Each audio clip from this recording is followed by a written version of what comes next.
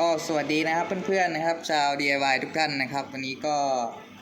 จะมาสอนวิธีต่อนะครับไฟ LED ตัวนี้ครับหรือไฟสปอตไลท์ของมอเตอร์ไซค์นะครับซึ่งหน้าตากล่องก็จะเป็นตัวแบบนี้นะครับซึ่งมันก็มีหลายแบบเนาะส่วนในกล่องนะครับก็จะมีอุปกรณ์ให้ก็จะเป็นตัวไฟ LED นะครับ2ชุดนะครับตรงนี้เป็นไฟ2สเต็ปนะครับสีเหลืองก็สีขาวนะครับสีเหลืองกับสีขาวนะครับ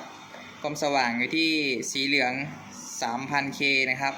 แล้วก็สีขาว 6,000K นะครับตัวนี้เป็น2ระบบเนาะใช้ไฟ12โวลต์นะครับแล้วก็จะมีสวิตช์ปิดเปิด2ทางแบบนี้ไม่โฟกัสให้ออนนะครับแล้วก็ออฟนะครับก็จะเป็นปิดนะครับแล้วก็ไฟเหลืองไฟขาวแบบนี้เนาะแล้วก็จะมีอุปกรณ์การติดตั้งตัวหลอดไฟนะครับยึดเข้ากับมอเตอร์ไซค์ของเรานั่นเองให้2ชุดครับก็วันนี้ก็ประเด็นหลักเราจะมาต่อสายไฟกันนะครับว่ามันมีหลายสีแบบนี้จะต่อยังไงก็อันดับแรกเดี๋ยวมาดูที่ตัวหลอดก่อนนะครับตัวหลอดแบบนี้จะมีสายไฟทั้งหมดให้3เส้นนะครับจะมีสีแดงสีเหลืองสีดำนะครับก็เป็นเหมือนกันทั้ง2ฝั่งนะครับ2ฝั่งแบบนี้คล้ายๆกันนะครับเหมือนกันเลยแล้วก็ชุดสวิตช์ปิดเปิดนะครับออฟกับออนนะครับก็จะมีสายไฟ3เส้นให้เหมือนกันนะครับ3เส้นเหมือนกันก็จะเป็นเส้นสีดำนะครับสีแดงแล้วก็สีเขียวนะครับหลายท่านคงจะงงนะครับว่ามันต่อยังไงนะครับก็เดี๋ยววันนี้พามาดูวิธีการต่อเนาะก็อุปกรณ์ที่ใช้นะครับก็จะเป็นแบตเตอรี่นะครับที่ถอดออกมาจากมอเตอร์ไซค์นั่นเองนะครับซึ่งเราก็ไปต่อที่มอเตอร์ไซค์ในสเต็ปเดียวกันได้เลยขั้นตอนแรกนะครับให้เรามาดูที่ตัวหลอดไฟกันนะครับทั้ง2เส้นนะครับ2หลอดแบบนี้นะครับอธิบายง่ายๆก็คือให้เราใช้สายไฟที่สีเหมือนกันนะครับต่อเข้าด้วยกันนะครับอาจจะใช้วิธีการบัดกีหรือว่าเทปพันสายไฟก็ได้นะครับก็ต่อไปแบบนี้เลย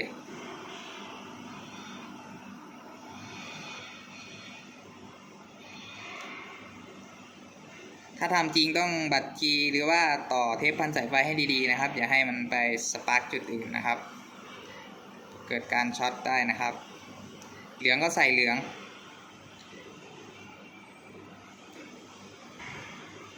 แล้วก็ดำนะครับดำก็ใส่กับดำนะครับ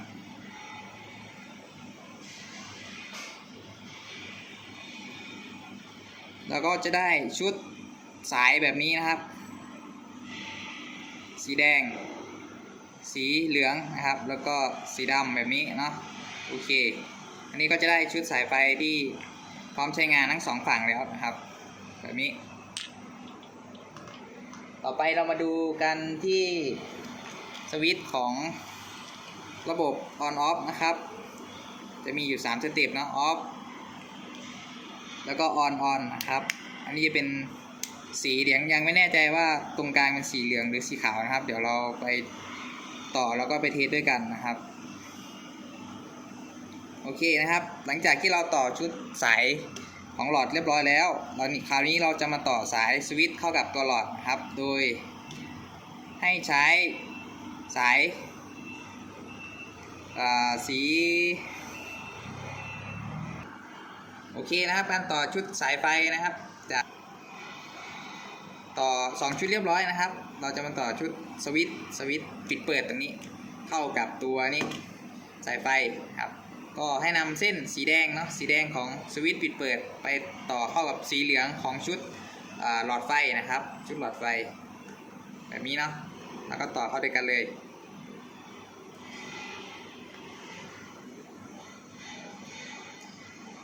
แล้วก็ให้นำสีน้ำเงินนะครับของเพื่อนๆอาจจะเป็นสีน้ำเงินสีเขียวหรือสีขาวนะครับก็แล้วแต่นะครับก็ต่อเข้ากับเส้นสีแดงของหลอดไฟนะครับแบบนี้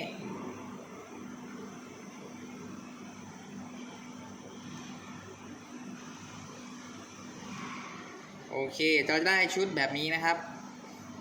ชุดแบบนี้ก่อนนะ2เส้นนะส่วนสีดำยังไม่ต้องไปยุ่งนะครับ ก็ให้เอาแบบนี้ก่อนนะครับ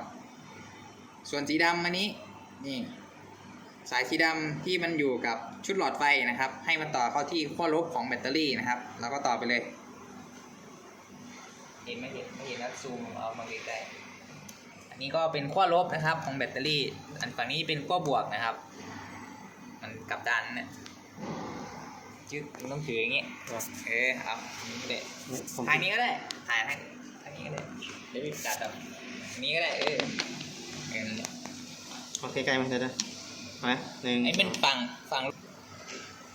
อันนี้ฝั่งลบนะครับอันนี้ฝั่งบวกเนาะของแบตเตอรี่เนาะอันนี้สีดำจากชุดหลอดนะครับ ก็เอาไปเข้าที่ลบ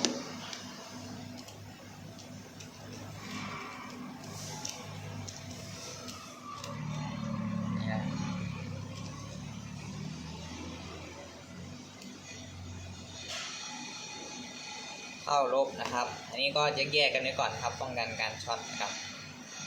ส่วนไอ้สีดำเส้นสีดำจากสวิตช์นะครับสวิตช์นี้เอาไปเข้าขั้วบวกของแบตเตอรี่นะครับขั้วบวกแล้วก็ใส่เข้าไปเลย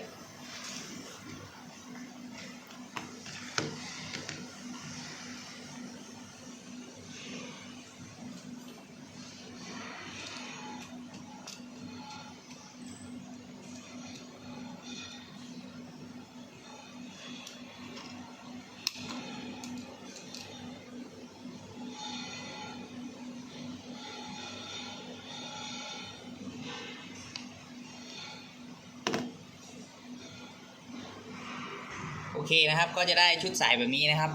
ก็เดี๋ยวไล่ระบบกันอีกทีเนาะอันนี้สายดำมันมาจาก